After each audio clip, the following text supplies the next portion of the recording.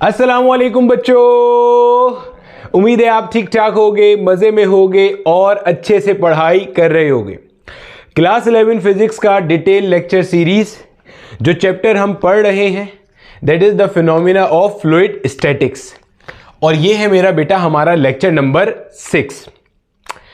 इससे प्रीवियस जो हमारे 5 लेक्चर्स हमने मुकम्मल किए थे उसके अंदर हमने जितने भी कॉन्सेप्ट्स हमारे पढ़े थे, चाहे वो पास्कल्स लॉ हो, चाहे वो अपथ्रस्ट हो, चाहे वो बॉयंसी हो, चाहे वो आर्किमिडीज प्रिंसिपल हो, चाहे वो लॉज ऑफ फ्लोटेशन हो, उन सब के अंदर हमने जो फ्लूइड था उसके बल्क की बात की थी, सरफेस के मॉलिक्यूल्स को स्पेसिफिकली डिस्कस नहीं किया था।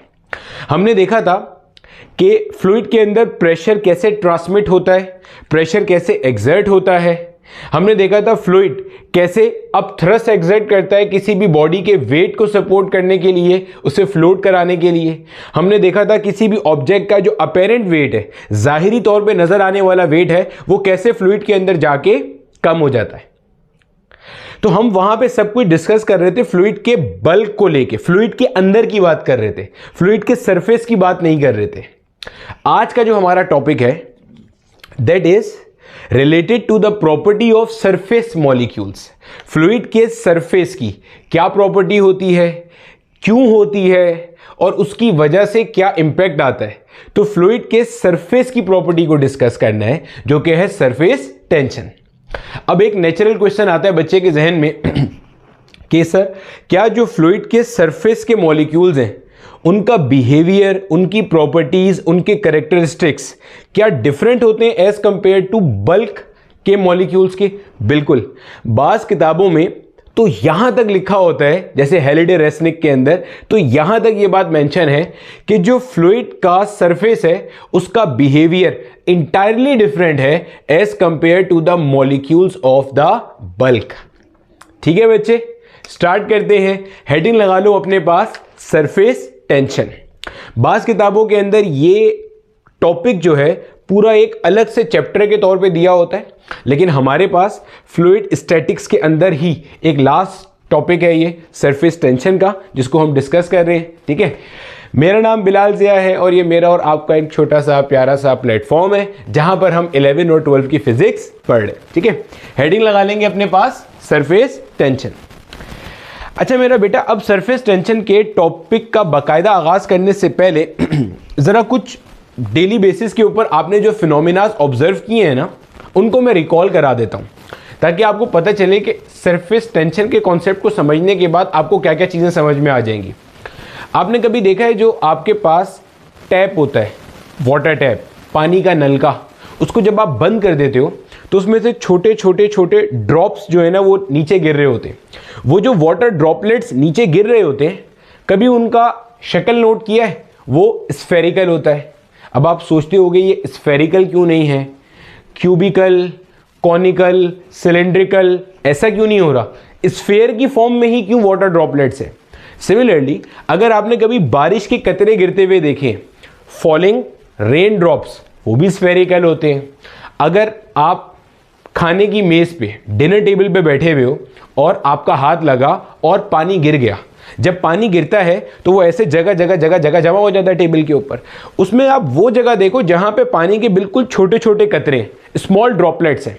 जहां बड़े कतरे हैं वो तो सारा का सारा पानी एक साथ मिल के टेबल के ऊपर मौजूद होगा, टेबल के सरफेस पे। लेकिन जहां छोटे छोटे कतरे हैं, आप उन छोटे कतरों को देखो, वो हमेशा स्फीयर की फॉर्म में होंगे। बड़ा सारा पानी ऐसे स्फीयर की फॉर्म में नहीं होगा क्योंकि वहां जाहिर है ग्रेविटेशनल फोर्सेस एक्ट करती हैं, वो उसे स्फीयर बनने नहीं देंगी, वो ऐसे फैला हुआ होगा। लेकिन जहां छोटे छोटे कतरे आपको टेबल की सरफेस पे नजर आएंगे वो हमेशा कैसे होंगे?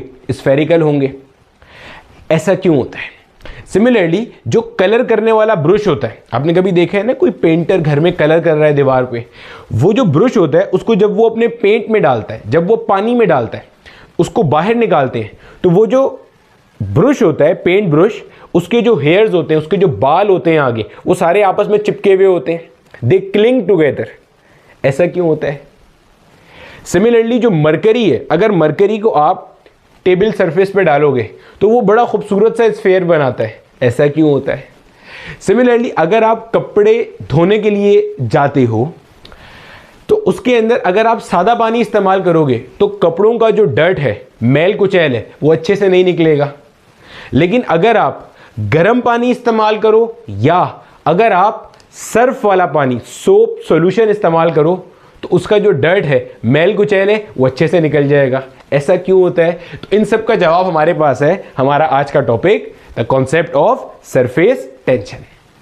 पहले समझते हैं सरफेस टेंशन है क्या, फिर आगे चल के देखेंगे कि होता क्यों है। ठीक है, सरफेस टेंशन है क्या भैया? Surface tension is the property of surface molecules. क्या है भाई?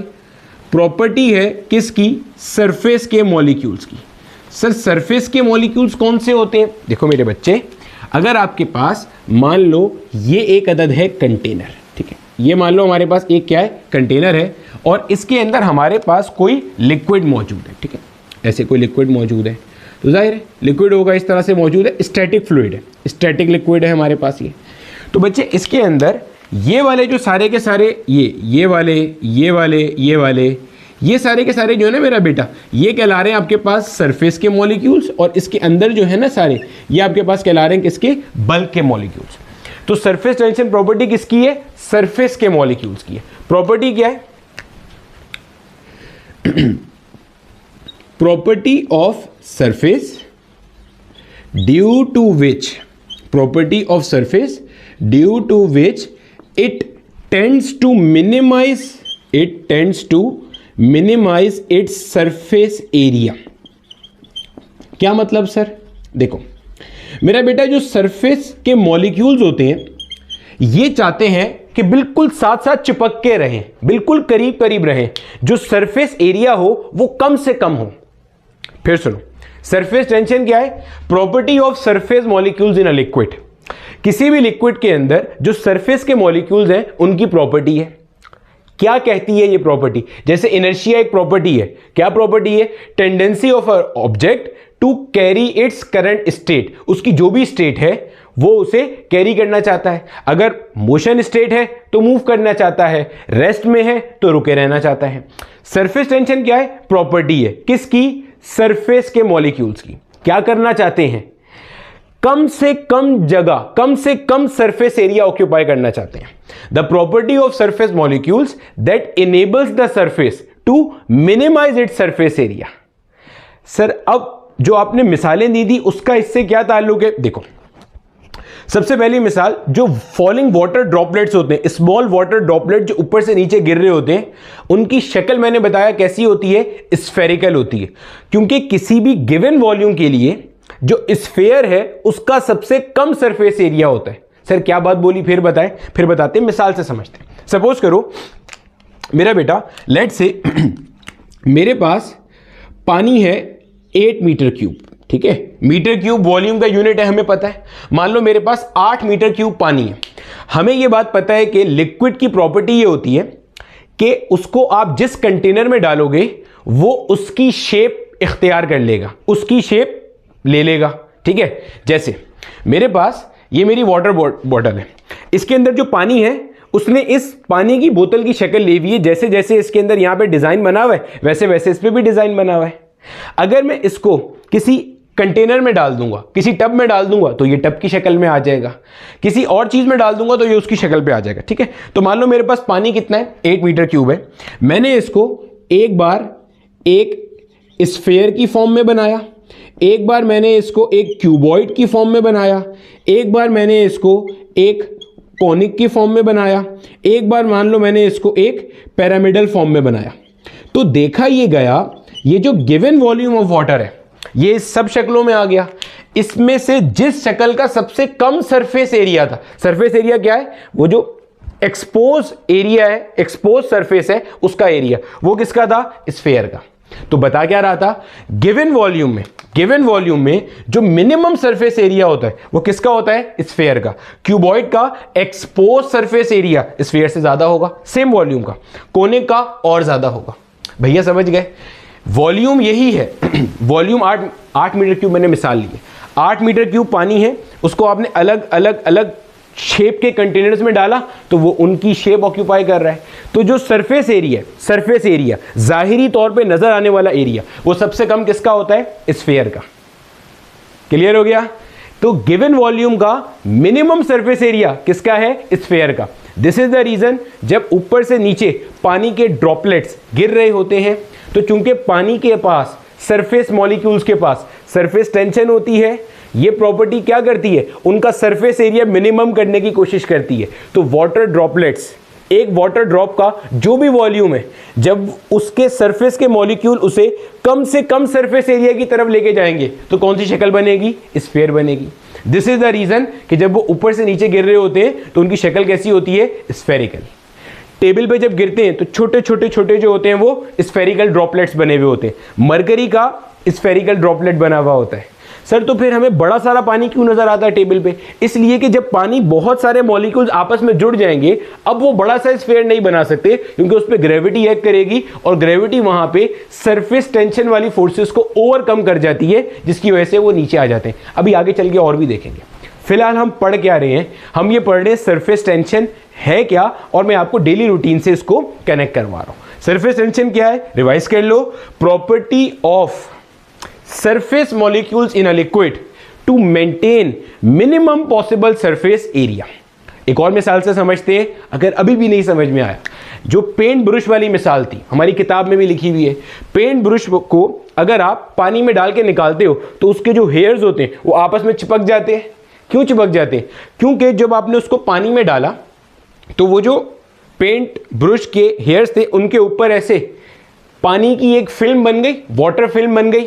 भाई जो आपके पास ऐसे जो ऐसे पेंट ब्रश होगा, इसके ऊपर ऐसे पानी आ जाएगा तो एक वाटर फिल्म बन गई।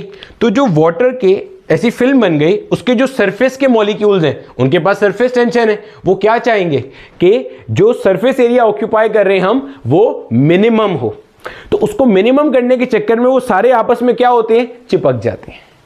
क्लियर हो गया? समझ आती है? फिलहाल हमें यह समझ में आती है कि सरफेस टेंशन है क्या। तो property due to which its tend to minimise the surface area. इसके ऊपर और भी बहुत सारे जो हैं वो हमारे पास एक्सपेरिमेंट हुए हुए हैं। एक दो एक्सपेरिमेंट आपको और बताते हैं। देखो एक दो एक्सपेरिमेंट और देखते हैं। मान लो मेरा बेटा, हमारे पास एक कोई वायर का रिंग है। वायर का रिंग क्या होता है? जैसे मिसाल के तौर पे ये मान लो मेरे पास एक वायर है। अगर मैं इस वायर को ऐसे ऐसे गोल सा बना लूं तो ये एक रिंग बन जाएगा हमारे पास। ये क्या बन जाएगा? एक रिंग बन जाएगा। ठीक है। अभी तो इसके ऊपर इंसुलेशन भी मौजूद है। मान लो इसके अंदर से मैंने कॉपर निकाला हुआ है और उस कॉपर का एक रिंग बनाया हुआ है। इस रिंग को अगर मैं सोप सोल्यूशन में डालता हूं, सोप सोल्यूशन क्या है भाई? एक गिलास पानी लिया, उसमें थोड़ा सा सर्फ डाल के जिग जिग जिग जिग जिग हिला लिया तो सोप सोल्यूशन बन गया। जब मैं रिंग को डाल के निकालूंगा तो उसके अंदर यहां पे आपके पास एक सोप सॉल्यूशन की फिल्म बन जाएगी। आपने देखा होगा ये बचपन में आपके स्कूल के बाहर एक भाई साहब खड़े होते होंगे जिनके पास ऐसे रिंग वायर का एक रिंग होता होगा और सोप सॉल्यूशन होगा। वायर के रिंग को सोप सॉल्यूशन में डालते होंगे, उससे निकालते होंगे, फिर फूंक मार के वो सोप वाले बुलबुले बनाते होंगे। तो ये सेम चीज है, सेम एक्सपेरिमेंट है। ठीक है। बस अब इसको सरफेस टेंशन को समझने के लिए कर रहे हैं। ठीक है। तो आपने क्या करा? ये वायर रिंग लिया, सोप सॉल्यूशन में डाला तो ये आपके पास यहाँ पे सोप सॉल्यूशन की एक फिल्म बन गई। आपने क्या किया? एक थ्रेड लिया, थ्रेड धागा, और उसको जेंटली यहां पे ऐसे प्लेस कर दिया। अब इस थ्रेड के अंदर भी सोप सॉल्यूशन है और इस थ्रेड के बाहर भी क्या है? सोप सॉल्यूशन है। अब जरा समझना, जाहिर है ये सरफेस के मॉलिक्यूल्स हैं। भाई सोप सॉल्यूशन क्या है? लिक्विड है। ये लिक्विड का सरफेस है जिसके मॉलिक्यूल्स है। ये क्या चाहते हैं? ये चाहते हैं कि मिनिमम सरफेस एरिया ऑक्यूपाई हो। मिनिमम सरफेस एरिया से क्या मुराद है? समझना, ये जो इस थ्रेड के अंदर के मॉलिक्यूल्स हैं, वो ये जो बाहर वाले मॉलिक्यूल्स हैं, इन पे फोर्स लगा रहे होंगे ऐसे इनवर्ट। पॉइंट समझो और से, ये जो थ्रेड के अंदर वाले मॉलिक्यूल्स हैं वो ये इस थ्रेड के बाहर वाले मॉलिक्यूल पे ऐसे इनवर्ट फोर्स लगा रहे होंगे भाई जगह कम करने के लिए। अंदर आओ ताकि सरफेस एरिया कैसा हो? मिनिमम हो। और जो ये अंदर वाले बाहर वाले इस थ्रेड के बाहर वाले, ये अंदर वालों पे ऐसे फोर्स लगा रहे होंगे, ऐसे हर तरफ हो रहा होगा। जैसे यहां पे अगर इस हिस्से की बात करें, इस हिस्से की बात करें, तो यहां पे जो थ्रेड के अंदर वाले मॉलिक्यूल्स हैं वो ऐसे फोर्स लगा रहे होंगे इन वाले मॉलिक्यूल्स के ऊपर, ताकि ये इधर आए, ताकि सरफेस एरिया कम से कम हो। और जो इसके बाहर वाले, ये इस थ्रेड के बाहर वाले, ये इधर वालों के ऊपर ऐसे फोर्स लगा रहे होंगे। पॉइंट समझ आ रहा है? ये पॉइंट क्लियर हो गया? ठीक है। किया गया भाई, आपने एक वायर का रिंग बनाया, उसे सोप सॉल्यूशन में डाल के निकाल दिया, तो क्या हुआ? इसके अंदर एक सोप सॉल्यूशन की फिल्म बन गई। आपने एक थ्रेड जेंटली प्लेस किया। अब मैं आपको यह बता रहा हूं सरफेस टेंशन का एक एक्सपेरिमेंट है, ठीक है। सरफेस टेंशन क्या होता है? सरफेस के मॉलिक्यूल्स की प्रॉपर्टी कि वो कम से कम एरिया में सुकड़ के रहना चाहते हैं, ठीक है, बिल्कुल कॉन्ट्रैक्ट होके रहना चाहते हैं। तो जो इस थ्रेड के अंदर वाले मॉलिक्यूल्स हैं वो हर पीस पे क्या, जैसे यहां के अंदर वाले जो मॉलिक्यूल्स हैं वो बाहर वालों पे इनवर्ट फोर्स लगा रहे हैं, और जो बाहर वाले हैं वो अंदर वालों पे ऐसे फोर्स लगा रहे हैं, क्योंकि कम से कम करना चाह रहे हैं। पॉइंट समझ आ रहे हैं? अच्छा, अब आपने क्या किया, आपने एक निडल ली, निडल, ठीक है, सुई, और उससे ये अंदर वाला सोप का बुलबुला फाड़ दिया, अंदर वाला सोप बबल फाड़ दिया। जब आप अंदर वाला सोप बबल फाड़ते हो तो आप ये चीज नोट करते हो, ये जो आपने थ्रेड रखा था एक अजीब सी शक्ल के अंदर, ये थ्रेड ऐसे फैल करके क्या बन जाता है? एक परफेक्ट सर्कल बन जाता है, ठीक है। अब देखो भाई, ये परफेक्ट सर्कल क्यों बना, या ये परफेक्ट सर्कल कैसे बना, जरा समझो। आपके पास सॉल्यूशन बाहर भी था, सॉल्यूशन अंदर भी था। अंदर वाले बाहर वालों पे फोर्स लगा रहे थे इनवर्ट, बाहर वाले अंदर वालों पे फोर्स लगा रहे थे आउटवर्ड। जब आपने इसको फाड़ दिया तो अंदर का सोप सॉल्यूशन खत्म हो गया, तो बाहर वालों ने फोर्स लगाई ताकि ये जो आपके पास सोप सॉल्यूशन का एरिया है वो कैसा हो जाए? मिनिमम हो जाए। तो ये फैल गया, क्लियर हो गया। तो आपके पास ये जो सर्कल था ये बन गया ताकि इनका एरिया क्या हो जाए? मिनिमम हो जाए। एक और मिसाल से समझ लो। अब यहां पे ये सर्कल ही क्यों बना, देखो जरा समझना, ये सर्कल ही क्यों बना, कोई और शेप क्यों नहीं बनी? किसी भी लेंथ के लिए, अच्छे से सुनना और समझना, देखो सरफेस टेंशन क्या चाहेगी कि ये जो आपके पास ये जो सोप सॉल्यूशन है इसका एरिया कैसा हो जाए? मिनिमम हो जाए। ये बात समझ आती है? ये जो सोप सॉल्यूशन है इसका एरिया क्या हो जाए? मिनिमम। सरफेस टेंशन प्रॉपर्टी है सरफेस के मॉलिक्यूल्स की कि वो मिनिमम सरफेस एरिया रखना चाहते हैं। जब आपने इसे फाड़ दिया तो ये इस तरह फैला कि इनका एरिया क्या हो जाए? मिनिमम।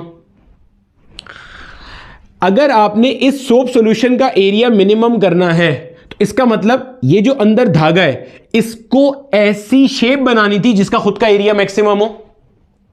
सर क्या बोल रहे हैं सर? बिल्कुल ऊपर से जा रहा है, आहिस्ता आहिस्ता आहिस्ता। देखो सरफेस टेंशन किसकी प्रॉपर्टी है? सरफेस के मॉलिक्यूल्स की प्रॉपर्टी है।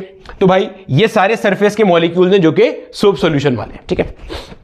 मैंने बताया कि भाई ये जो थ्रेड के अंदर सोप सॉल्यूशन है ये बाहर वालों पे इनवर्ट फोर्स लगा रहे हैं। भाई मिनिमम एरिया करना है ना, जो अंदर वाले हैं बाहर पे ऐसे फोर्स लगा रहे हैं ताकि कम से कम एरिया हो जाए। जो बाहर वाले वो अंदर पे ऐसे बाहर की तरफ फोर्स लगा रहे हैं कि नहीं तुम इधर आ जाओ, सारा मिनिमम एरिया हो जाए, ऐसा कर रहे हैं। जब आपने इसको निडल मार के प्रिक कर दिया तो अंदर की तरफ जो फोर्स लग रही थी वो तो सारी मार्केट से शार्ट हो गई, क्योंकि अंदर सोप सॉल्यूशन ही नहीं बचा। बाहर वाले अब हो क्या रहा है, इस थ्रेड के ऊपर हर तरफ जो फोर्स लग रही है वो कैसे लग रही है? आउटवर्ड लग रही है, ऐसे ऐसे ऐसे बाहर लग रही है, ठीक है। तो होगा क्या, ये जो ग्रीन वाला थ्रेड है ये फैल जाएगा, और ये फैल के क्या हो जाएगा? मैक्सिमम हो जाएगा। इसके मैक्सिमम होने से क्या होगा? जिस हिस्से में सोप सॉल्यूशन है वो जगह मिनिमम हो जाएगी। तो ये सर्कल क्यों बना? क्योंकि किसी भी गिवन लेंथ के लिए जो मैक्सिमम एरिया होता है वो सर्कल का होता है। किसी भी गिवन लेंथ के लिए जो मैक्सिमम एरिया होता है वो किसका होता है? सर्कल का होता है। इसलिए अंदर क्या बना? सर्कल बना। अंदर की गिवन लेंथ मैक्सिमम हुई, जिससे ये पता चल रहा है कि ये जो सोप सॉल्यूशन का ऑक्यूपाइड एरिया है ये मिनिमम हो गया। समझ आया? कॉन्सेप्ट का फील आया? भाई ये देखो, जितना ये एरिया मैक्सिमम होगा अंदर वाला उतना ये सरफेस एरिया क्या हो जाएगा? मिनिमम हो जाएगा। तो मैक्सिमम जो किसी भी लेंथ के लिए जो मैक्सिमम एरिया होता है वो किसका होता है? सर्कल का होता है। इसलिए ये सर्कल बना था ताकि सरफेस एरिया क्या हो जाए? मिनिमम हो जाए। ये एक और एक्सपेरिमेंट था जो ये साबित कर रहा है कि जो सरफेस के मॉलिक्यूल्स होते हैं इनके पास क्या होती है? सरफेस टेंशन होती है। यानी कि ये फोर्स लगा रहे होते हैं एक दूसरे के ऊपर फोर्स लगा रहे होते हैं, अभी फॉर्मूला भी पढ़ेंगे, क्यों होता है ये भी पढ़ेंगे, पहले कॉन्सेप्ट समझ लो। एक दूसरे के ऊपर फोर्स लगा रहे होते हैं ताकि कम से कम जगह ऑक्यूपाई करें, कम से कम सरफेस एरिया एस्टेब्लिश करें। ठीक है, एक और मिसाल समझते हैं या एक और एक्सपेरिमेंट समझते हैं, देन आगे चलते हैं। हमारे पास एक और एक्सपेरिमेंट जो है, मान लो हमारे पास कुछ इस तरह का हमारे पास एक अपरेटस है, ठीक है, और इसके अंदर हमारे पास यहाँ पे स्लाइड वायर मौजूद है। स्लाइड वायर मतलब ये ऐसे स्लाइड कर सकती है, फोर्स लगाओगे तो ऐसे आ जाएगी, फोर्स लगाओगे तो ऐसे चली जाएगी। ठीक है, देखा ये गया कि जब यहां पे आपने सोप सॉल्यूशन भरा, जब आपने यहां पे सोप सॉल्यूशन फिल किया, सोप सॉल्यूशन फिल करो, कोई लिक्विड फिल करो, जो दिल करता है कर दो। जब आपने यहां पे सोप सॉल्यूशन फिल किया तो भाई साहब होगा क्या, ये जो मैंने ब्लू कलर की लाइन से शेड किया है ये पूरा सरफेस एरिया है, तो यकीनन यहां पे जितने भी मॉलिक्यूल्स होंगे ये ऐसे इसके ऊपर फोर्स लगा रहे होंगे। इसके फोर्स लगाने से क्या होगा, फोर्स लगाने से ये होगा कि स्लाइड वायर को यहां आना चाहिए ताकि सरफेस एरिया क्या हो, कम हो। अरे भैया, सरफेस टेंशन क्या है, property of surface molecules to remain in contracted form, minimum possible surface area form.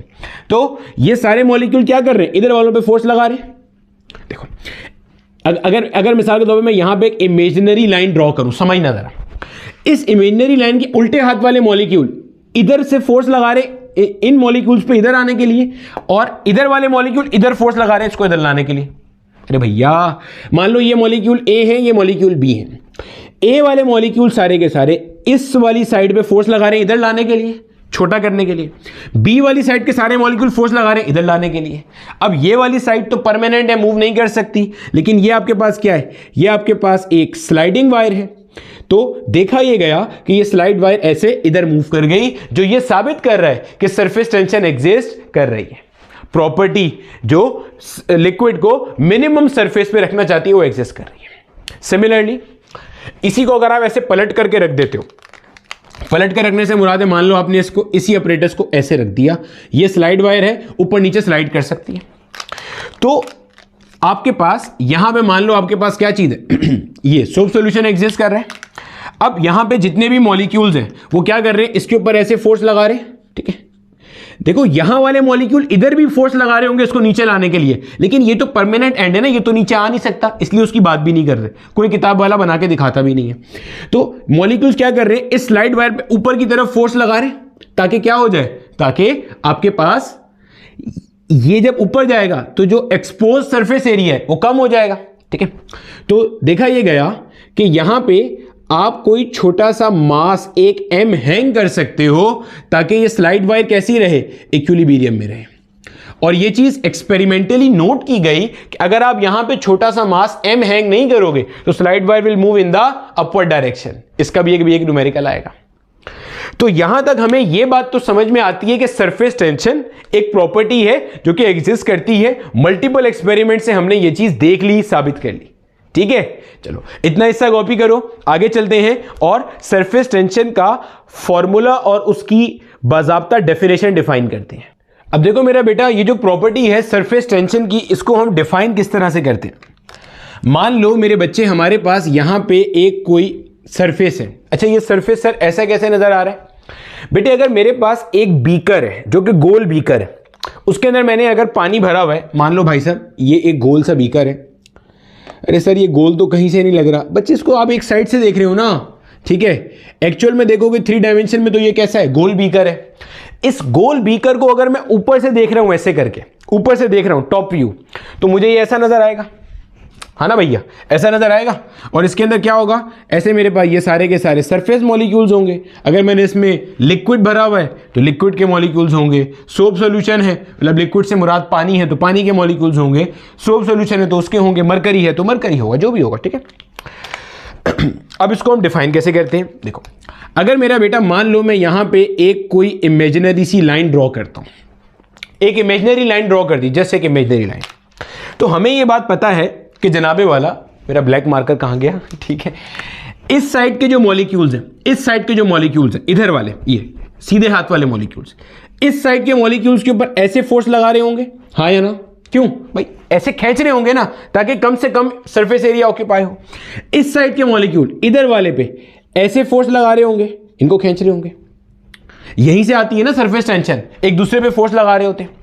तो डिफाइन कैसे करेंगे, आप डिफाइन करोगे perpendicular force per unit length, perpendicular force per unit length. Perpendicular क्यों, ये देखो बेटे, इस इमेजिनरी लाइन के साथ एंगल कितना बन रहा है, 90 डिग्री का बन रहा है। Perpendicular force per unit length और on either side of an imaginary line, on either side of an imaginary line, सही है। Perpendicular force per unit length on either side of an imaginary line drawn on the surface. ठीक है भाई साहब, ये इसकी definition हो गई। तो force per unit length clear हो गया भाई साहब। ये एक लाइन है, इस लाइन की यकीनन यहां से लेके यहां तक जनाब, इस लाइन की कोई ना कोई लेंथ होगी मेरे बच्चे, इसकी कोई लेंथ होगी।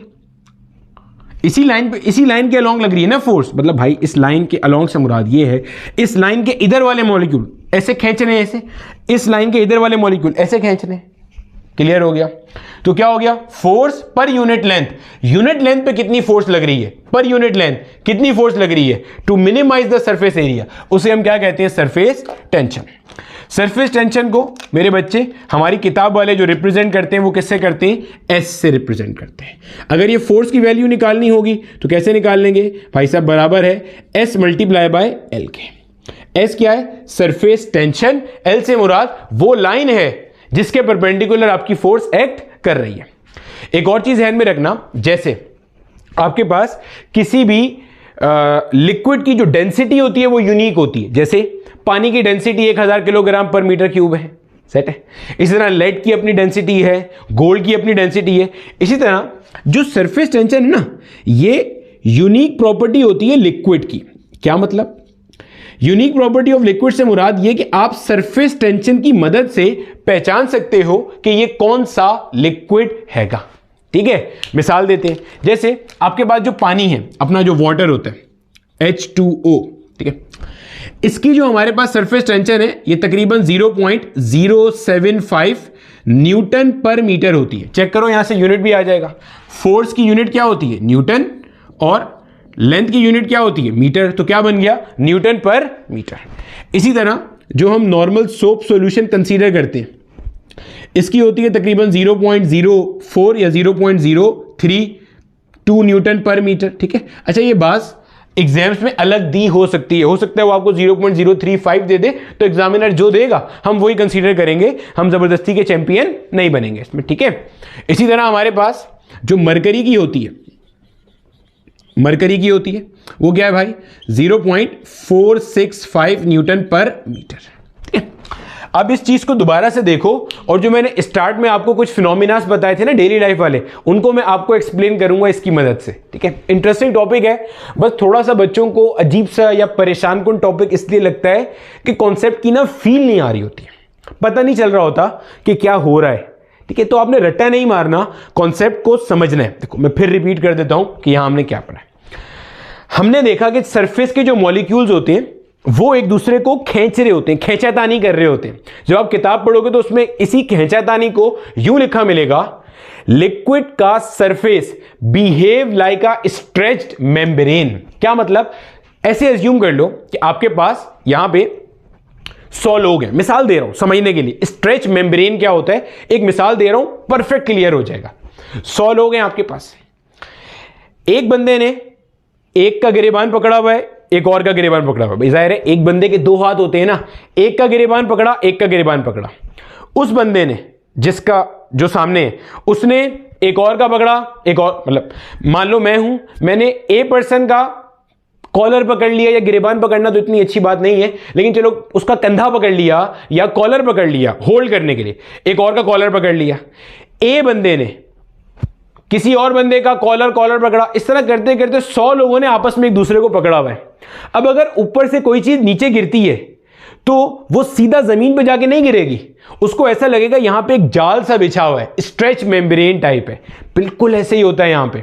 जो सरफेस के मॉलिक्यूल्स होते हैं इनकी जो आपस की फोर्सेस होते हैं जिन्हें कहते हैं कोहेसिव फोर्सेस, वो डोमिनेंट होती हैं।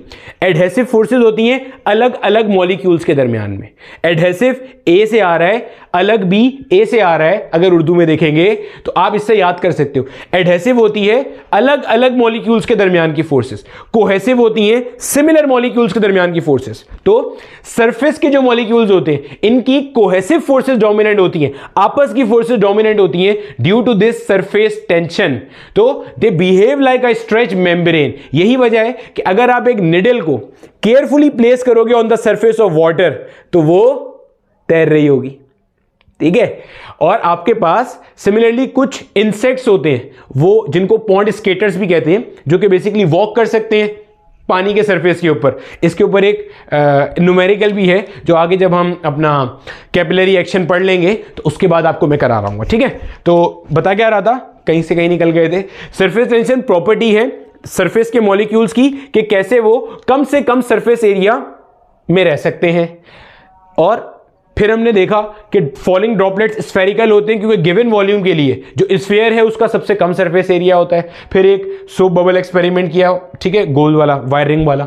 फिर हमने ये देखा इसको डिफाइन कैसे करेंगे। मैंने कहा भाई मान लो आपके पास ये एक सरफेस है, इसके अंदर मॉलिक्यूल्स है, एक इमेजिनरी लाइन ड्रॉ करी। मैंने कहा इमेजिनरी लाइन के इस साइड वाले उल्टे हाथ वाले मॉलिक्यूल सीधे हाथ वाले मॉलिक्यूल्स को अपनी तरफ बुला रहे होंगे ताकि ये चाह रहे हैं ये इधर आ जाए ताकि सरफेस एरिया कम हो जाए। इधर वाले मॉलिक्यूल सीधे हाथ वाले मॉलिक्यूल उल्टी साइड के मॉलिक्यूल को अपनी तरफ बुला रहे हैं, ये चाह रहे हैं ये वाले इधर आ जाए ताकि ये एरिया कम से कम हो जाए, ठीक है। तो हमने कहा फोर्स पर यूनिट लेंथ, कितनी फोर्स एक दूसरे पे लगा रहे हैं पर यूनिट लेंथ, ये क्या कहलाती है, सरफेस टेंशन।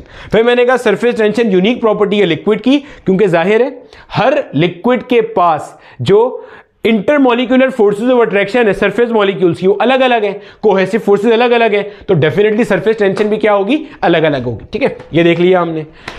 फिर हमने ये देखा कि अगर मुझे यहां से ये F परपेंडिकुलर से क्या मुराद है, F परपेंडिकुलर वो फोर्स है जो मॉलिक्यूल दूसरे पे लगा रहे होते हैं। यहां वाले मॉलिक्यूल इस पे ये फोर्स लगा रहे हैं, यहां वाले इस पे ये फोर्स लगा रहे हैं, ये आ गई। ये वो फोर्स है जो बेसिकली मॉलिक्यूल्स एक दूसरे पे लगा रहे हैं ताकि वो कम से कम सरफेस एरिया ऑक्यूपाई करें, ठीक है। वो डिपेंड किस पे कर रही है, सरफेस टेंशन पे। सेट हो गया। और ये भी मैंने बता दिया ये फोर्स कौन सी है, ये मेरा बेटा कोहेसिव फोर्स है। कोहेसिव फोर्स कौन सी होती है, जो सिमिलर मॉलिक्यूल्स के दरमियान में होती है। अब ये मैंने आपको बता दी कुछ सरफेस टेंशन। अब इसकी बेसिस पे हम कुछ फिनोमिनाज आपको एक्सप्लेन कर देते हैं जो मैंने स्टार्ट में बताए थे। देखो अगर आप सादे पानी से कपड़े धोते हो तो उनसे जो डर्ट है, मैल कुचैल है, वो अच्छे से नहीं निकलता, ठीक है। मान लो आपके पास अगर कोई जीन्स है, जीन्स की पैंट है, ठीक है, उसका फैब्रिक कुछ इस तरह से होता है, ठीक है, समझना जरा। अब इसके अंदर होता क्या है, जो आपके पास डर्ट होती है, जो मैल कुचैल होता है, वो मेरा बेटा ऐसे पोर्स के अंदर होता है, ऐसे पोर्स बनी हुई होती है ना, छोटे छोटे खाने से बने हुए होते हैं। ये जो आपका मैल कुचैल होता है वो इसके अंदर होता है, डर्ट इसके अंदर होती है।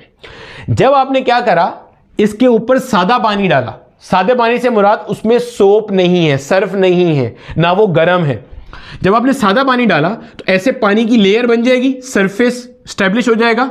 अरे भैया पानी की ऐसी लेयर बन जाएगी ना, सरफेस आ जाएगा, सरफेस मॉलिक्यूल्स आ जाएंगे। अब उन सरफेस मॉलिक्यूल्स, अब यहां देखो पानी की सरफेस टेंशन कितनी है, 0.075। सोप की कितनी है, सोप सॉल्यूशन की, ये सोप की नहीं है, सोप सॉल्यूशन की है, ठीक है। तो 0.0, इसकी कितनी है, 0.03। इसका मतलब आपको ये नजर आ रहा है कि पानी की जो सरफेस टेंशन है वो ज्यादा है मेरा बेटा किसके मुकाबले में, सोप सॉल्यूशन के मुकाबले में।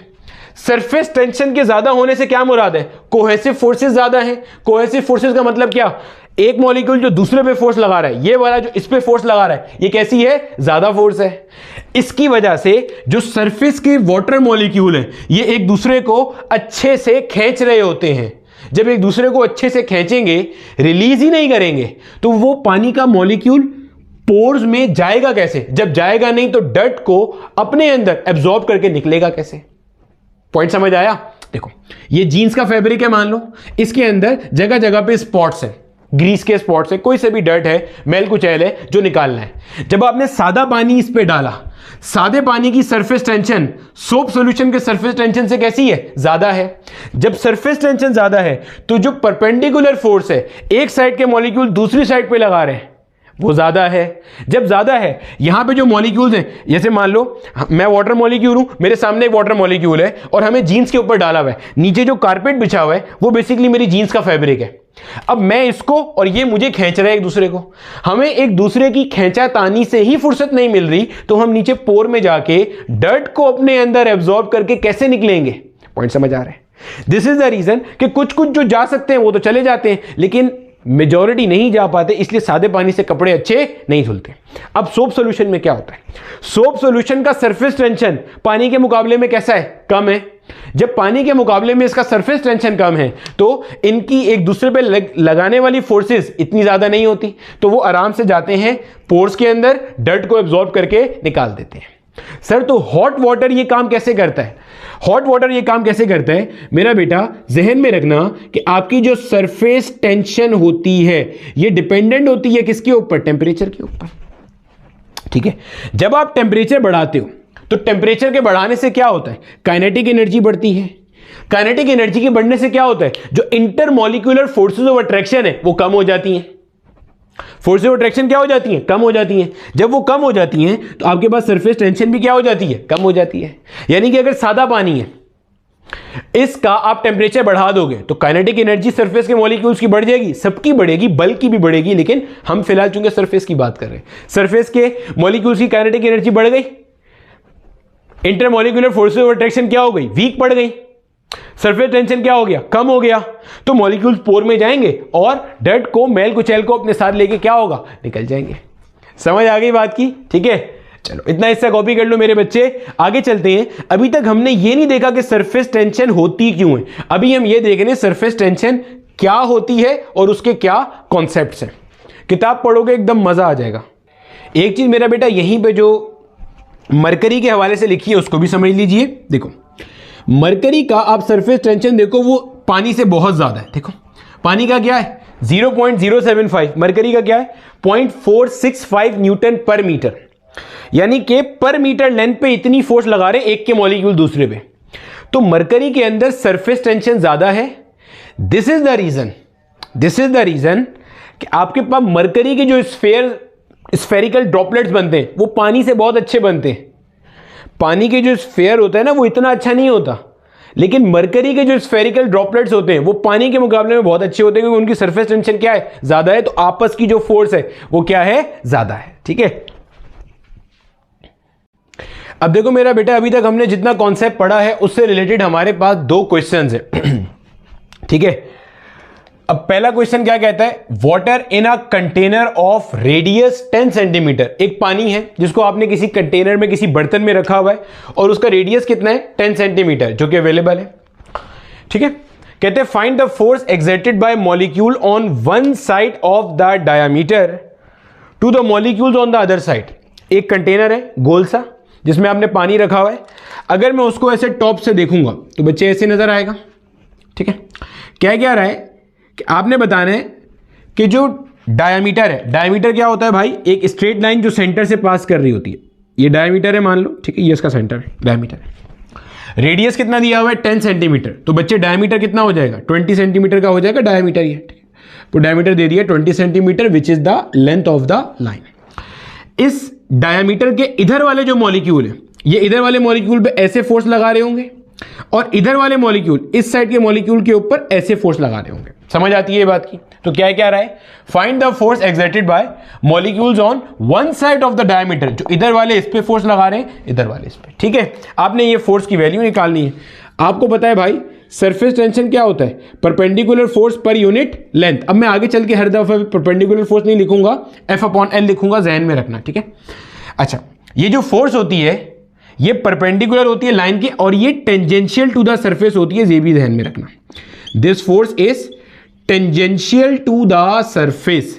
क्या मतलब सर? सरफेस के टेंजेंशियल होती है। देखो सरफेस के टेंजेंशियल से ये मुराद है कि बच्चे अगर ये कंटेनर है ना मेरा और ये मेरे पास सरफेस के मॉलिक्यूल्स हैं, तो हो रहा क्या है?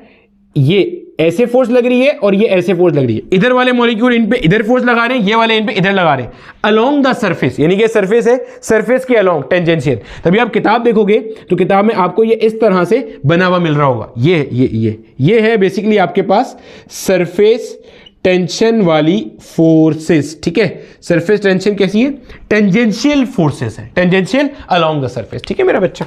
चलो अब F निकालना है। F क्या बन जाएगा भाई साहब हमारे पास? F will be equal to S multiply by L। और वाटर की बात कर रहे हैं तो वाटर का हमारे पास जो सरफेस टेंशन होती है दैट इज 0.075 न्यूटन पर मीटर। एग्जाम में आएगा तो वो आपको लिख के देगा, ठीक है।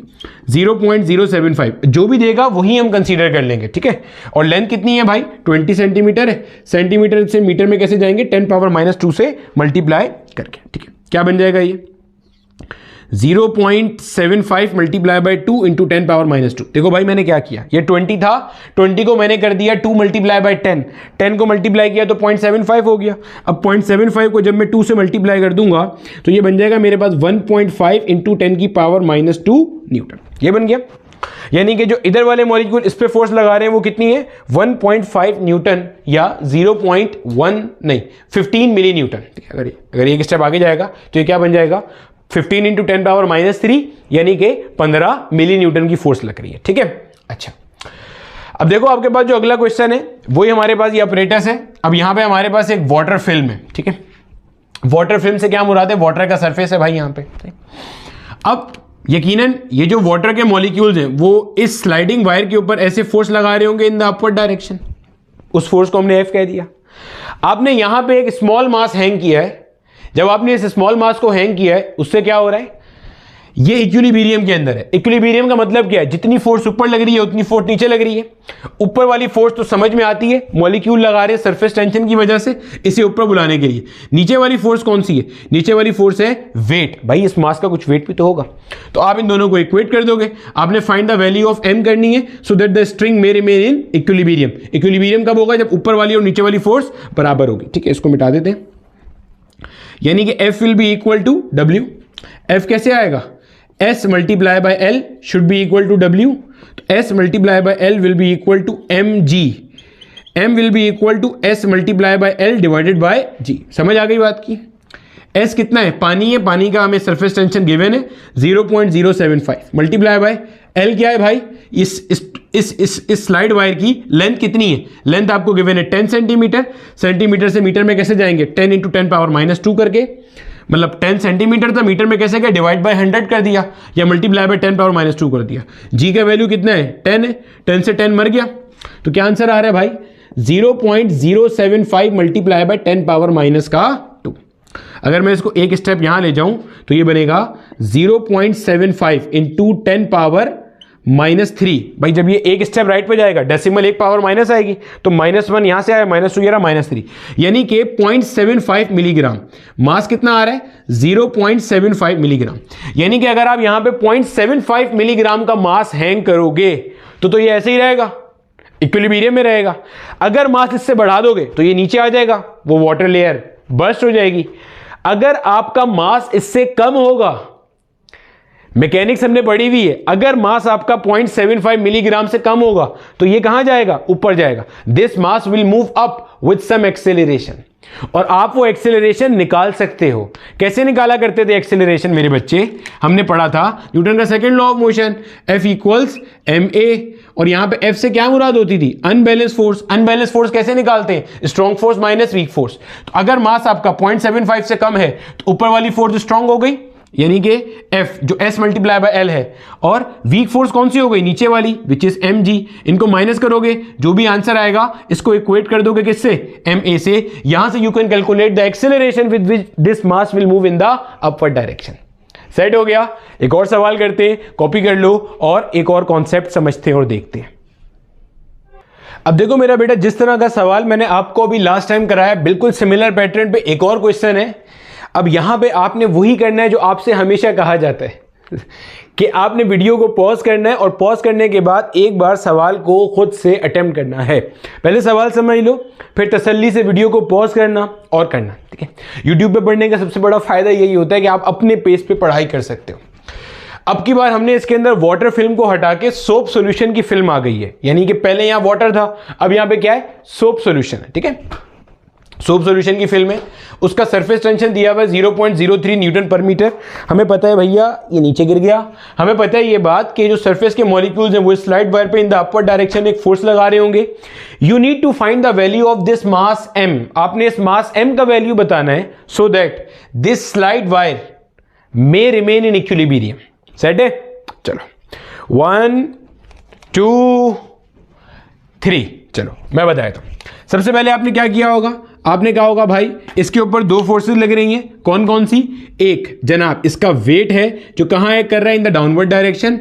एक भाई साहब हमारे पास क्या है, एक क्या है हमारे पास फोर्स है। फोर्स कहां पे लग रही है भाई, ये सारे के सारे जो सरफेस मॉलिक्यूल्स हैं ये फोर्स लगा रहे होंगे कहां पे, इन द अपवर्ड डायरेक्शन। क्यों अपवर्ड क्यों लगा रहे हैं, सरफेस टेंशन प्रॉपर्टी है लिक्विड के सरफेस की, ताकि वो जो सरफेस है वो कैसा हो, मिनिमम हो। तो यहां वाला सरफेस एरिया मिनिमम कब होगा, जब स्लाइड वायर ऊपर आ जाएगा, तो इसलिए ऊपर फोर्स लग रही है।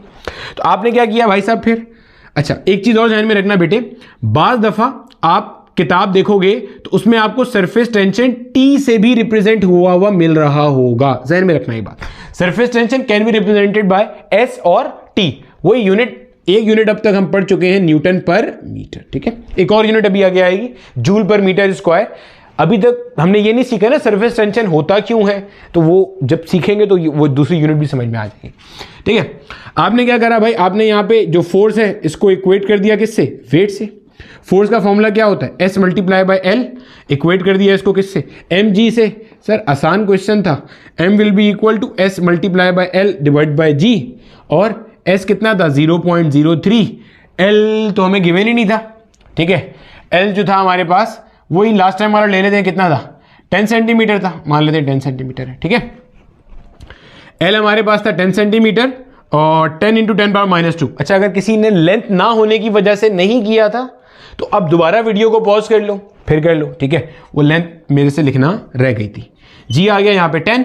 ठीक है बच्चे, सही, तो 10 से 10 चला गया, आपने सॉल्व किया होगा, आंसर आ रहा होगा 0.03 × 10⁻² किलोग्राम। ठीक है, किलोग्राम में आ गया, इसको यहां ले जाएंगे तो आ गया होगा 0.3 × 10⁻³ किलोग्राम। ठीक है मेरा बच्चा, क्लियर हो गया। वीडियो को पॉज करके तसल्ली से यहां तक कर लो ताकि इसके अंदर जो एक भंड मारा हुआ है वो हम अच्छे से देख सकें या सॉल्व कर लें। अब देखो मेरा बेटा, ये सॉल्यूशन जो हमने किया है, this solution is entirely wrong. ठीक है, ये सॉल्यूशन गलत है। अब आप बोलोगे सर ऐसा क्यों है भाई, हमने तो वही किया जो आपने बताया था। ठीक है, देखो भैया ऐसा इसलिए, ये क्वेश्चन कराने का मकसद यही था कि आपको यहां रॉन्ग लिखवाया जाए ताकि आप इसके नीचे सही कॉन्सेप्ट नोट करो, फिर आप कभी गलती आगे पेपर में नहीं करोगे।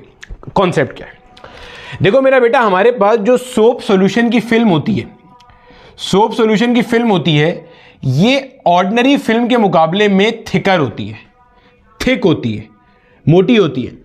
तो माना यह जाता है कि आपके पास सोप सॉल्यूशन की सिंगल लेयर एग्जिस्ट नहीं करती, हमेशा ये एग्जिस्ट करती है डबल लेयर के कॉन्सेप्ट में। हमेशा कैसे एग्जिस्ट करती है भाई, डबल लेयर में।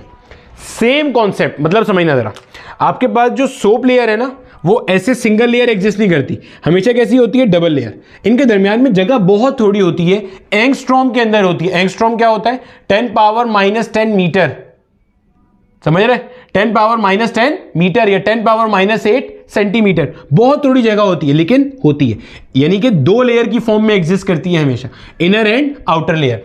सेम इस कॉन्सेप्ट को हम आगे चल के पढ़ेंगे, जब नेचर ऑफ लाइट पढ़ रहे होंगे वहां पे इंटरफेरेंस इन थिन फिल्म का कॉन्सेप्ट पढ़ेंगे, सेम यही चीज हम वहां पर भी पढ़ रहे होंगे। ठीक है, तो डबल लेयर की फॉर्म में एग्जिस्ट करती है। इसका मतलब क्या है बच्चे, अगर आप इसको देखोगे, ये जो आपके सामने ये था, अब ये वाला जो ऑपरेटर्स है इसमें एक लेयर आगे होगी, एक लेयर पीछे होगी। सोप लेयर की, सोप सॉल्यूशन की जो लेयर होती है वो थिकर होती है, हमेशा डबल लेयर में होती है, दरमियान में जगह बहुत थोड़ी सी चुन्नी सी होती है लेकिन होती है। ठीक है, तो डबल लेयर होती है। तो इस सेपरेटर्स के अंदर एक लेयर आगे है, एक लेयर पीछे है। तो आगे लेयर वाले मॉलिक्यूल अगर स्लाइड वायर पे ऊपर की तरफ फोर्स F लगा रहे हैं तो पीछे साइड वाली लेयर के मॉलिक्यूल भी ऊपर की तरफ फोर्स F लगाएंगे। तो टोटल फोर्स कितनी लग रही होगी, 2F लग रही होगी। टोटल फोर्स कितनी लग रही होगी 2F। तो आपने इसको इक्वेट करना था 2F से। अच्छा, ये वाला काम सिर्फ सोप सॉल्यूशन के केस में होता है, ध्यान में रखना, ना मरकरी में होगा ना लिक्विड ड्रॉप में होगा, सही है। तो ये सिर्फ सोप सॉल्यूशन के केस में ही होता है। तो 2F will be equal to W which means 2 multiply by S multiply by L will be equal to मेरा बच्चा क्या mg, ठीक है। सॉल्व कर लेंगे अब इसे, m निकालना है आपने, तो 2 इंटू एस कितना दिया हुआ है 0.03 मल्टीप्लाई बाय l कितना दिया है जनाब लेंथ 10 सेंटीमीटर, तो 10 multiply by 10 power -2 which is to converted into metres, upon में g आ गया विच इज 10 से 10 मर गया। इसको मैं कर सकता हूं 2 multiply bye 0.3 multiply by 10 power -1, भाई ये डेसिमल यहां गया तो पावर -1 आ गई, साथ आ गया पावर -2, सही है। तो ये बन जाएगा मेरा बेटा 0.6 multiply by 10 power -3 kilogram. 10 power -3 kilogram होगा। अगर किलो को यहां से हटाऊंगा तो ये सिर्फ ग्राम बचेगा, सही है। वो पीछे वाले सवाल के अंदर मैंने 0.75 मिलीग्राम गलती से बोला था, वो 0.75 ग्राम होगा। वजह बच्चे वो जो पीछे वाले सवाल में आंसर आ रहा था वो था 0.75 इंटू 10 पावर -3 किलोग्राम। तो अगर किलो को हटाएंगे तो किलो 10 पावर -3 को खा जाएगा। भाई किलो का मतलब क्या होता है 10 पावर 3 और 10 पावर -3 खत्म हो जाएगा, तो ये बचेगा 0.75 ग्राम। मिलीग्राम नहीं होगा, मिलीग्राम में जज्बात में बह गया था। तो 0.6 10 पावर -3 किलोग्राम, किलो को उसको हटाएंगे तो 0.6 ग्राम, यानी कि 0.6 ग्राम का मास अगर मैं यहां रखूंगा तो ये इक्विलिब्रियम में रहेगा। 0.6 ग्राम से ज्यादा करूंगा तो ऊपर से ये जो सोप की दोनों लेयर्स फोर्स लगा रही है वो कम हो जाएगी, ये नीचे गिर जाएगा, सोप बबल बर्स्ट हो जाएगा। अगर 0.6 ग्राम से कम का मास रखा जाएगा तो ये ऊपर जाएगा and it will move with some acceleration, जिसको आप कैलकुलेट कर सकते हो विद F इक्वल्स ma। अब हमने ये देख लिया कि हमारे पास काम सरफेस टेंशन क्या है, सरफेस टेंशन को कैलकुलेट कैसे करते हैं, उससे रिलेटेड न्यूमेरिकल प्रॉब्लम कैसे आते हैं, और यही चीज आपको किताब में डिफरेंट डायग्राम में भी बनी हुई मिलेगी। अब सवाल आता है जहन में कि सरफेस टेंशन एग्जिस्ट करती ही क्यों है, जो लेयर के मॉलिक्यूल्स हैं वो एक दूसरे के ऊपर फोर्स लगा ही क्यों रहे होते हैं, सही है। अगर तो कोहेसिव फोर्सेस की बात है तो वो तो फिर सब में होनी चाहिए, ऐसे ही है ना भाई। इंटरमॉलिक्यूलर फोर्सेस ऑफ अट्रैक्शन तो लिक्विड के सारे मॉलिक्यूल में एग्जिस्ट करती है। सरफेस में ऐसा क्या खास है कि सरफेस के मॉलिक्यूल्स स्ट्रेच मेम्ब्रेन की तरह बिहेव कर रहे हैं। अब देखते हैं जरा इसको कि ये क्यों स्ट्रेच मेम्ब्रेन की तरह बिहेव कर रहे हैं। कॉपी कर लो इतना हिस्सा। अब देखो मेरा बेटा, जब हम लोगों ने स्टार्ट में ये टॉपिक स्टार्ट किया था तो मैंने आपको ये बात बताई थी कि हमारे पास जो सरफेस के मॉलिक्यूल्स होते हैं उनका प्रॉपर्टीज और उनका characteristic that is entirely different as compare to the molecules of bulk. पढ़ा था, सेम चीज का आपको अब मैं प्रूफ देने लगा हूं, ठीक है। तो आपको खुद ही समझ में आ जाएगा कि ऐसा होता क्यों है। देखो मेरे बच्चे, ये मान लो हमारे पास कोई कंटेनर है और इसके अंदर हमारे पास ये फ्लूइड मौजूद है, ठीक है। जाहिर है स्टैटिक फ्लूइड है, पढ़ी स्टैटिक फ्लूइड का चैप्टर रहे हैं। ये आ गया हमारे पास हमारा स्टैटिक फ्लूइड, ठीक है। अब पहले मान लो यहां पे हमारे पास कोई एक ये मॉलिक्यूल है, ठीक है। ये मॉलिक्यूल यकीनन सरफेस का तो नहीं है, बल्क का मॉलिक्यूल है। तो भाई इसके ऊपर ऐसे फोर्सेस लग रही होंगी, भाई इसको बाकी के मॉलिक्यूल अपनी तरफ खींच रहे होंगे। इंटरमॉलिक्यूलर फोर्सेस ऑफ अट्रैक्शन तो यहां पे भी होगी ना भाई साहब, ऐसे ही है। मतलब डिफरेंट मॉलिक्यूल्स होंगे, कोई मॉलिक्यूल एक यहां से खींच रहा है, एक मॉलिक्यूल यहां से खींच रहा है, एक यहां से खींच रहा है, एक यहां से खींच रहा है, एक यहां से, एक यहां से, एक यहां से। आसान हो जाए फिर आगे चलते हैं। अब देखो मेरा बेटा, ये वाला जो एक मॉलिक्यूल है इसको बाकी के सारे मॉलिक्यूल पुल कर रहे हैं। इसके ऊपर लगने वाली जो नेट फोर्स है वो कैसी है मेरे बच्चे, 0 है। क्यों? जितनी फोर्स से कोई ऊपर पुल कर रहा है उतनी फोर्स से नीचे, जितनी फोर्स है यहां उतनी से यहां, जितनी से यहां उतनी से यहां। मतलब इस पे आने वाली नेट फोर्स क्या आ रही है, 0 आ रही है। नेट कोहेसिव फोर्स क्या हो रही है, 0 हो रही है। अच्छा, अब इसके मुकाबले में जरा एक मॉलिक्यूल यहां का कंसीडर कर लेते हैं, यहां वाला, ठीक है। इस मॉलिक्यूल के ऊपर जो फोर्स लग रही होगी वो कौन कौन सी है? इसके ऊपर तो कोई मॉलिक्यूल है नहीं भाई, ये सरफेस का मॉलिक्यूल है, ये बल्क का था। इसके ऊपर तो कोई है नहीं, इस पे यहां फोर्स लगा रहा होगा, यहां लगा रहा होगा। इसी तरह यहां से कोई खींच रहा होगा, यहां से कोई खींच रहा होगा। तो क्या आपको यह बात नजर आ रही है कि इसके पास नीचे की तरफ एक नेट फोर्स एग्जिस्ट कर रही है? मैं कह सकता हूं इसके पास इनवर्ड, यानी कि इसको फ्लूइड के अंदर खींचने के लिए एक नेट फोर्स एग्जिस्ट कर रही है, हाँ या ना? देखो समझो, आहिस्ता आहिस्ता आहिस्ता ही तो समझो, कोई जल्दी नहीं है। हम पढ़ क्या रहे हैं? हम ये पढ़ रहे हैं कि सरफेस टेंशन होती क्यों है, सरफेस के मॉलिक्यूल्स स्ट्रेच मेम्ब्रेन की तरह बिहेव करते क्यों हैं।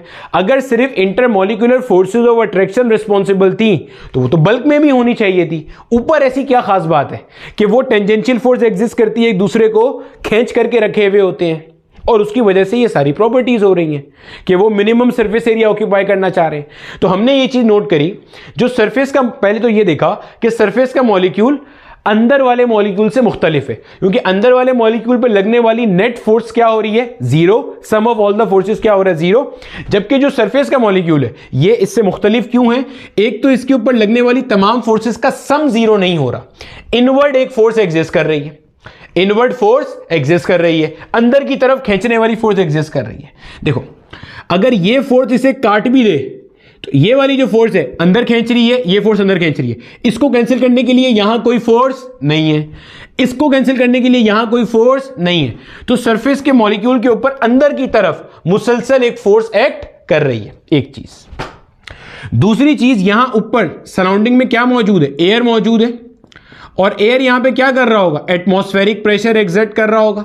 एयर भी इस मॉलिक्यूल के ऊपर क्या कर रहा है? एटमॉस्फेरिक प्रेशर एग्जर्ट कर रहा है। इस मॉलिक्यूल की कंडीशन क्या है? नीचे वाले भी खींच रहे हैं, अपने ही गिराते हैं नशेमन पे बिजलियां, नीचे वाले भी ऊपर से नीचे खींच रहे हैं, ऊपर से एटमॉस्फेरिक प्रेशर भी क्या कर रहा है? अंदर दबा रहा है। तो सरफेस का मॉलिक्यूल एक नेट फोर्स एक्सपीरियंस कर रहा है, कहां पे? In the inward direction. अब मुझे एक बात बताओ, अगर किसी ऑब्जेक्ट के ऊपर net force, unbalance force exist करती है तो क्या होता है? ऑब्जेक्ट जिस डायरेक्शन में नेट फोर्स होती है उस डायरेक्शन में मूव करता है विद सम एक्सेलरेशन। तो इस मॉलिक्यूल के ऊपर क्या है? नेट फोर्स एक्ट कर रही है, कहां पे? इनवर्ड, अंदर की तरफ। तो ये कहां जाएगा? अंदर जाएगा। ये कहां जाएगा? अंदर जाएगा। फिर कोई दूसरा इसकी जगह पे आएगा, फिर उसमें लगेगी फोर्स, वो भी अंदर जाएगा।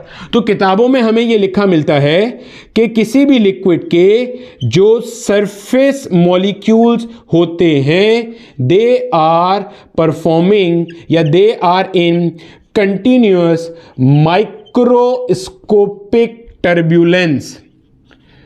माइक्रोस्कोपिक टर्ब्यूलेंस, कंटिन्यूअस मतलब मुसलसल, ना रुकने वाला, बगैर ब्रेक के। माइक्रोस्कोपिक छोटा छोटा, बिल्कुल मॉलिक्यूल लेवल पे बात कर रहे हैं। टर्ब्यूलेंस मूवमेंट, रैंडम मूवमेंट, ठीक है। टर्ब्यूलेंस जो कि एक मूवमेंट हो रही है। पॉइंट समझ आ गया? तो हम क्या कहेंगे? सरफेस के जो मॉलिक्यूल्स हैं they are performing continuous microscopic turbulence movement. तो ऐसे जा रहे होते हैं। सर उससे क्या होता है? अब जरा समझो। देखो, जब ये वाला मॉलिक्यूल जो है सरफेस का मॉलिक्यूल, ये जब अंदर की तरफ जाएगा तो इसकी जगह खाली हो जाएगी। इसकी जगह को भरने के लिए नीचे से कोई मॉलिक्यूल, मान लो यहां कोई मॉलिक्यूल था वो नीचे चला गया, इसकी जगह पे आने के लिए ये मॉलिक्यूल ऊपर आना चाहेगा। समझना जरा, ये मॉलिक्यूल ऊपर आना चाहेगा, हाँ या ना? लेकिन इस मॉलिक्यूल को बाकी के मॉलिक्यूल भी तो पीछे से खींच रहे हैं।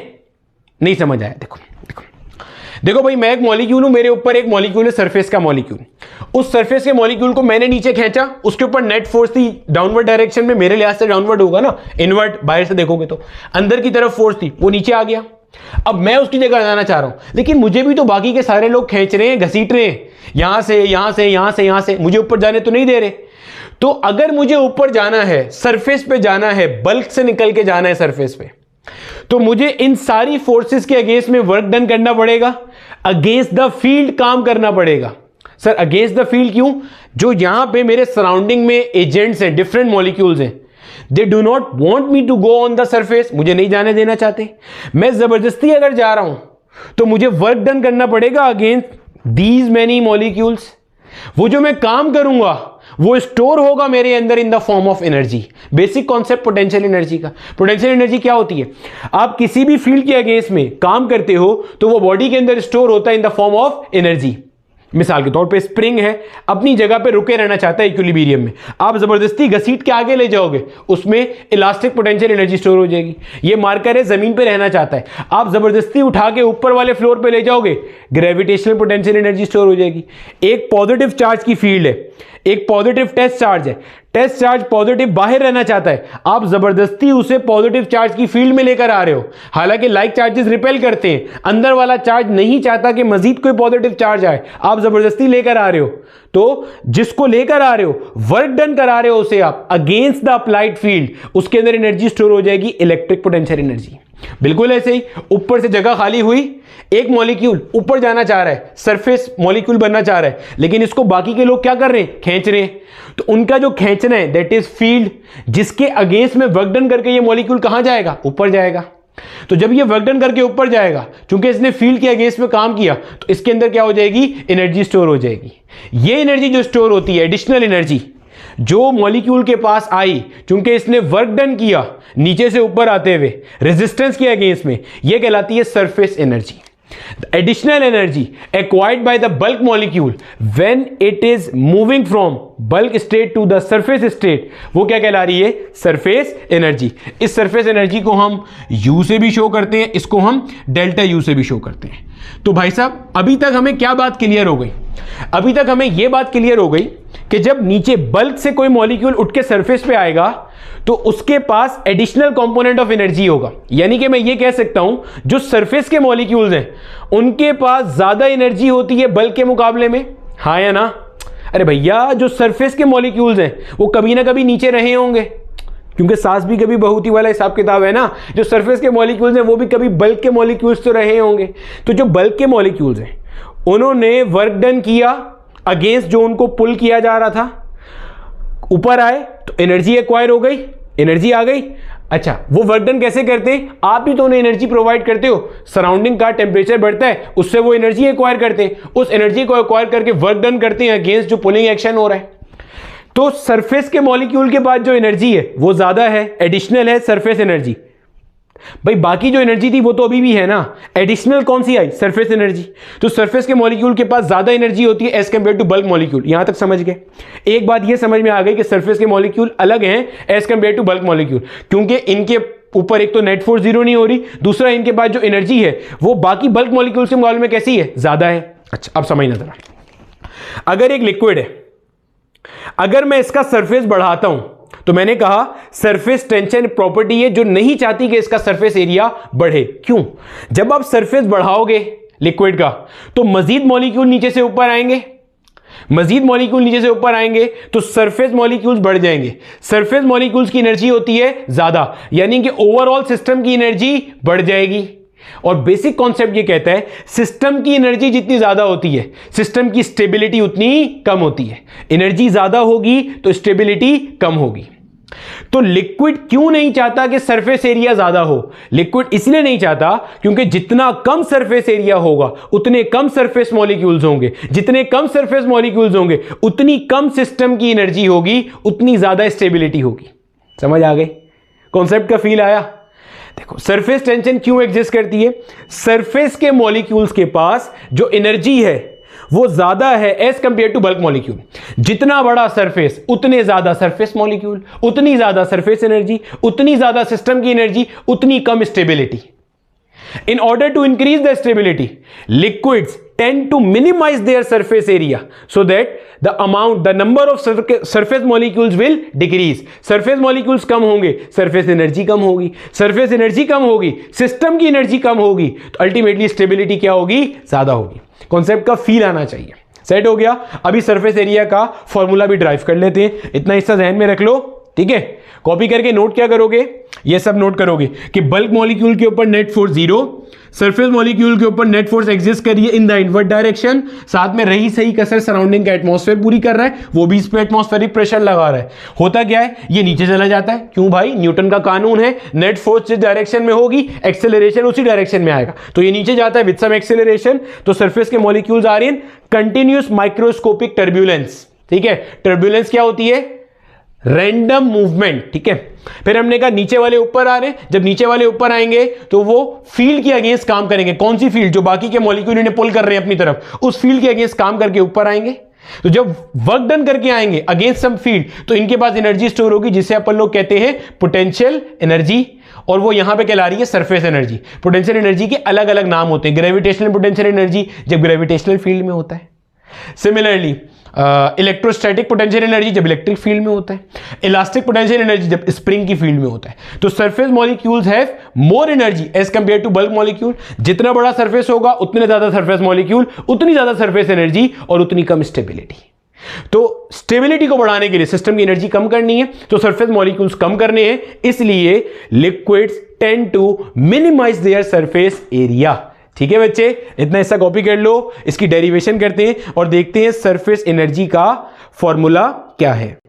अच्छा मेरा बेटा, अब यहां तक का कॉन्सेप्ट पढ़ने के बाद हमने करना क्या है, हमने हमारा सरफेस एनर्जी का एक्सप्रेशन ड्राइव करना है कि सरफेस एरिया बढ़ाने से सरफेस एनर्जी में चेंज कितना आता है। ठीक है, अभी हमने ये तो देख लिया कि किसी भी लिक्विड का जब आप सरफेस एरिया इंक्रीज करोगे तो सरफेस एनर्जी क्या होगी, बढ़ जाएगी, क्योंकि नीचे से ज्यादा मॉलिक्यूल क्या होंगे, ऊपर आएंगे by doing work against the resistance, और उसकी वजह से उनमें एनर्जी स्टोर होगी, जिसे हम लोग कहते हैं सरफेस एनर्जी। ठीक है, अच्छा एक सिंपल सी डेरिवेशन है, बिल्कुल आसान सी, फिर इससे रिलेटेड भी एक दो न्यूमेरिकल प्रॉब्लम कर लेंगे। ये मान लो मेरा बेटा हमारे पास वही स्लाइड वायर वाला ऑपरेटस है, यहां पे हमारे पास वाटर मौजूद है। ठीक है, ये वाटर फिल्म मौजूद है हमारे पास। अच्छा, और मान लेते हैं कि बच्चे इसका जो हमारे पास लेंथ है दिस इज x, और ये जो हमारे पास वायर है, इस वायर की जो लंबाई है दिस इज l। ठीक है मेरा बेटा, ये हमारे पास सरफेस एरिया है। अगर मैं आपसे पूछूं अभी सरफेस एरिया कितना है, तो it will be l multiply by x। समझ में आता है, बेहतरीन हो गया। अच्छा मेरा बच्चा, अगर हमें ये बात पता है कि ये जो सरफेस के मॉलिक्यूल्स हैं ये इस स्लाइड वायर के ऊपर ऐसे फोर्स लगा रहे होंगे इसे अंदर बुलाने के लिए ड्यू टू सरफेस टेंशन, तो मैंने यहां पे एक फोर्स लगा दी। ठीक है, ये फोर्स कौन लगा रहे हैं, सरफेस के मॉलिक्यूल स्लाइड वायर पे ऐसे करके खींच रहे हैं ताकि सरफेस एरिया कम से कम हो जाए। अगर मुझे इसका सरफेस बढ़ाना है तो मुझे क्या करना पड़ेगा, मुझे इस डायरेक्शन में फोर्स F लगानी पड़ेगी। मैंने क्या करा, खुद से ये फोर्स मैं लगा रहा हूं जो ब्लू से शो करी है, मैंने फोर्स लगाई इस डायरेक्शन में, और अल्टीमेटली जो मेरा स्लाइड वायर था वो ऐसे यहां पे आ गया, यानी कि मैंने सरफेस बढ़ा दिया, यानी कि अब इसके पास एडिशनल डिस्टेंस कवर करा दिया मैंने डेल्टा एक्स। आप नोट करो, आपका जो इनिशियल एरिया था, आपका जो पहले वाला एरिया था, एरिया इनिशियल, मेरा बेटा जो आपका इनिशियल एरिया था वो किसके बराबर था, L मल्टीप्लाई बाय एक्स के बराबर था, L इंटू एक्स। आपका जो फाइनल एरिया है, क्या करने के बाद फाइनल एरिया, आपके फोर्स अप्लाई करने के बाद जब आपने सरफेस बढ़ा दिया, अब जो नया एरिया है वो क्या हो जाएगा, L into x plus delta x. क्यों, देखो अब इसकी विड्थ क्या हो गई, x प्लस डेल्टा एक्स, और लेंथ क्या हो गई, L। तो ये बन गया बच्चे। ठीक है, अब अगर मैं चेंज इन एरिया मालूम करूं कि भाई साहब चेंज इन एरिया कितना आया है, चेंज इन एरिया बोले तो डेल्टा ए कितना आया, तो भाई कैसे निकालेंगे, final area minus initial area. ठीक है मेरा बच्चा, अच्छा फाइनल एरिया कितना है, L into x plus delta x. अगर मैं इसको ब्रैकेट के अंदर बेस के मल्टीप्लाई करा दूं तो हो जाएगा L इंटू एक्स प्लस का L multiply by delta x. लिख देंगे यहाँ पे फाइनल एरिया क्या है, L इंटू एक्स प्लस का L into delta x minus initial area क्या है, L into x. L x से एल एक्स मर गया, तो आपको यहां से पता चल गया कि जो आपका चेंज इन एरिया आ रहा है वो कितना आ रहा है मेरा बेटा, L multiply by delta x. और ये चीज हमें यहां से देख कर भी नजर आ रही है, ये बेसिकली आपका क्या है मेरा बेटा, चेंज इन एरिया। ये पूरा आपका क्या है, चेंज इन एरिया। ठीक है, एडिशनल एरिया। अब आपको एक बात पता है जो अभी हमने थोड़ी देर पहले स्टैब्लिश की थी, जब आप एरिया बढ़ाएंगे तो जाहिर है सरफेस के ऊपर आने के लिए मॉलिक्यूल्स आएंगे नीचे से ऊपर, वो वर्क करके आएंगे। और इस केस में वर्क कौन कर रहा है, आप कर रहे हो, आप फोर्स लगा रहे हो। तो जो सरफेस के मॉलिक्यूल्स ऊपर आएंगे, वर्क करके आएंगे अगेंस्ट द रेजिस्टेंस, तो उनके अंदर क्या होगी, एनर्जी स्टोर हो जाएगी। वो जो एनर्जी स्टोर हो जाएगी उसकी वजह से ओवरऑल सरफेस एनर्जी क्या होगी, बढ़ जाएगी। तो वो मालूम करना है कि सरफेस एनर्जी में चेंज कितना आया। ठीक है, अच्छा अगर मैं मालूम करूं कि मैंने जो वर्क डन किया है इसके ऊपर, इसको आगे ले जाने के लिए, यहां से यहां लाने के लिए जो मैंने इस पर वर्क डन किया है, वर्क डन कैसे निकालते हैं भाई साहब, फोर्स मल्टीप्लाई बाय डिस्प्लेसमेंट से। फोर्स मैंने कितनी लगाई थी, F के बराबर, डिस्प्लेसमेंट कितनी कवर हुई है, डेल्टा एक्स। भाई यहां से यहां तक कितनी डिस्प्लेसमेंट कवर हुई, डेल्टा एक्स। जो फोर्स मैंने लगाई है, क्या मैं कह सकता हूं ये फोर्स और ये फोर्स बराबर है, अरे भैया बिल्कुल बराबर है। क्यों, ये वो फोर्स थी जिससे मॉलिक्यूल स्लाइड वायर को अंदर खींच रहे थे। जब मैंने इतनी ही फोर्स बाहर की तरफ लगाई तो स्लाइड वायर कहां आना शुरू हो गई, बाहर आना शुरू हो गई। सही है, यानी कि मैं इस फोर्स को रिप्लेस कर सकता हूं S मल्टीप्लाई बाय L से। भैया अभी तो हमने सरफेस टेंशन का फॉर्मूला पढ़ा था कि S बराबर है perpendicular force per unit length of the wire, ठीक है, ऑन द सरफेस। तो आ जाएगा S इंटू एल किसकी जगह आ गया, F की जगह, और साथ में क्या आ गया मेरा बेटा delta x. S into L into delta x, L into delta x किसके बराबर है, डेल्टा ए के बराबर है। यानी कि मेरे बच्चे जो आपके पास वर्क डन होके आ रहा है, वर्क डन क्या आ रहा है आपके पास, S इंटू डेल्टा ए। यानी कि मेरा बच्चा आपने जो काम किया इसका सरफेस बढ़ाने के लिए वो कितना आ रहा है, S into delta A. S से मुराद सरफेस टेंशन, डेल्टा ए से मुराद चेंज इन एरिया। हमें पता है कि जितना वर्क डन आपने किया है, जो काम आपने किया है, that work done is utilise in changing the, या कह लो इंक्रीजिंग द, जितना काम आपने किया है that is utilise in increasing the surface energy. हाँ या ना, अरे भैया जितना काम आपने किया है उसके बराबर ही तो सरफेस एनर्जी बढ़ेगी, ऐसे समझ लो। देखो मैं इस मार्कर को अगर ग्राउंड फ्लोर से ऊपर लेके आता हूं तो मैं जितना काम कर रहा हूं अगेंस्ट द ग्रेविटेशनल फील्ड, हो क्या रहा है, इसके अंदर उतनी ही ग्रेविटेशनल पोटेंशियल एनर्जी स्टोर हो रही है। तो यही तो है। देखो सरफेस के मॉलिक्यूल नहीं चाहते थे कि स्लाइड वायर आगे जाए, उनका सरफेस एरिया बढ़े। मैंने वर्क डन किया, जितना काम मैंने किया उतना ही एनर्जी में जाके स्टोर हो जाएगा उन मॉलिक्यूल्स के अंदर जो नीचे से ऊपर आएंगे। तो work done in moving the slide wire by displacement delta x is utilise in increasing the surface energy of the molecule. यानी कि इसको मैं कह सकता हूं वर्क डन बराबर है डेल्टा यू के। डेल्टा यू से मुराद क्या है, चेंज इन इंटरनल एनर्जी, ठीक है, change in surface energy, surface energy, ठीक है। यहां पे हम यू किसके लिए शो कर रहे हैं, सरफेस एनर्जी के लिए। तो डेल्टा यू का फॉर्मूला क्या आ रहा है, एस टाइम्स ऑफ डेल्टा ए। तो यहां से देख लो भाई, जितना ज्यादा एरिया बढ़ेगा सरफेस एनर्जी उतनी ज्यादा होगी। तो मैंने आपको वही स्टार्ट में बताया था, जितना बड़ा एरिया करोगे सरफेस एरिया, सरफेस एनर्जी उतनी ज्यादा बढ़ेगी, स्टेबिलिटी उतनी कम हो जाएगी। This is the reason liquid चाहते हैं एरिया कम से कम हो ताकि सरफेस एनर्जी कम से कम हो और स्टेबिलिटी ज्यादा हो। सेट है मेरे बच्चे, कॉपी कर लो इतने हिस्से को। आगे चलते हैं, इसके 1 से 2 न्यूमेरिकल करते हैं और हमारा ये लेक्चर अपने मंतकी अंजाम तक पहुंच जाएगा। अब देखो मेरा बेटा, जो हमने अपना कॉन्सेप्ट ड्राइव किया और हमने हमारा फॉर्मूला ड्राइव किया चेंज इन सरफेस एनर्जी का, वो हमारे पास आया था S मल्टीप्लाई बाय डेल्टा ए। अगर हम चाहें तो यहीं से सरफेस टेंशन को भी एक और तरह से डिफाइन कर सकते हैं, surface energy per unit area, ठीक है बच्चे। तो इससे इसका यूनिट क्या बन जाएगा, जूल पर मीटर स्क्वायर, ठीक है। सरफेस एनर्जी क्या है, additional energy acquired by the molecules of the bulk fluid to move towards the surface. तो surface energy per unit area, इसको भी आप कहते हो, ये क्या है, बेसिकली सरफेस टेंशन है, ठीक है। अच्छा, अब एक सिंपल सा सवाल करते हैं, फिर एक और सवाल करते हैं ताकि हमारा कॉन्सेप्ट अच्छे से क्लियर हो जाए। देखो आपको कह रहे हैं भाई ये वही आपके पास अपरेटस है स्लाइड वायर वाला, इसके अंदर ये जो वायर है इसकी लेंथ दी हुई है आपको 10 सेंटीमीटर। यहां पे इन्होंने वाटर सॉल्यूशन रखा हुआ है, सोप सॉल्यूशन नहीं है, वाटर है नॉर्मल, ठीक है। तो ये वाटर का सरफेस है, जो वाटर का सरफेस है वो यकीनन स्लाइड वायर को इधर अपनी तरफ खींच रहा होगा और इसकी लेंथ अभी कितनी है, 1 सेंटीमीटर। आपने क्या करा, आपने जितनी ताकत ये इधर लगा रहा है पानी, आपने उतनी ताकत इधर लगाई और अल्टीमेटली स्लाइड वायर को आप मजीद कितना आगे ले आए, 1 सेंटीमीटर आगे ले आए। आपको कह रहा है फाइंड द वर्क डन। जाहिर है आपने कुछ काम किया, कितना काम किया और वो बताओ, और उस काम के करने की वजह से सरफेस एनर्जी में क्या चेंज आया वो बताओ। अच्छा, अगर हमें मालूम करना हो जनाब, वर्क डन मालूम करना हो, तो हमें पता है जितना मैं काम करूंगा वही बेसिकली सरफेस एनर्जी में क्या होगा, चेंज आएगा। और वो बराबर है किसके, S मल्टीप्लाई बाय डेल्टा ए के, ठीक है मेरा बच्चा।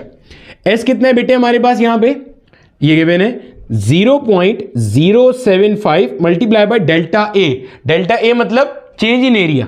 तो भाई साहब अगर मैं देखूंगा सही से तो चेंज इन एरिया ये वाला आया है, ये आया है। इसकी लंबाई कितनी है, 10 सेंटीमीटर, और एडिशनल विड्थ कितनी कवर करी, 1 सेंटीमीटर। यानी कि ये बन जाएगा 10/100 मल्टीप्लाई बाय 1/100। भाई समझ आ गया ना, ये लेंथ है, ये विड्थ है, एडिशनल एरिया यही वाला है, ये एडिशनल नहीं है, टोटल एरिया भी नहीं निकालना। आपको क्या चाहिए, आपको वर्क डन कैलकुलेट करना है, जितना आप काम करोगे उतना ही सरफेस एनर्जी में इजाफा होगा। तो निकाल लिया आपने यहां से, ठीक है।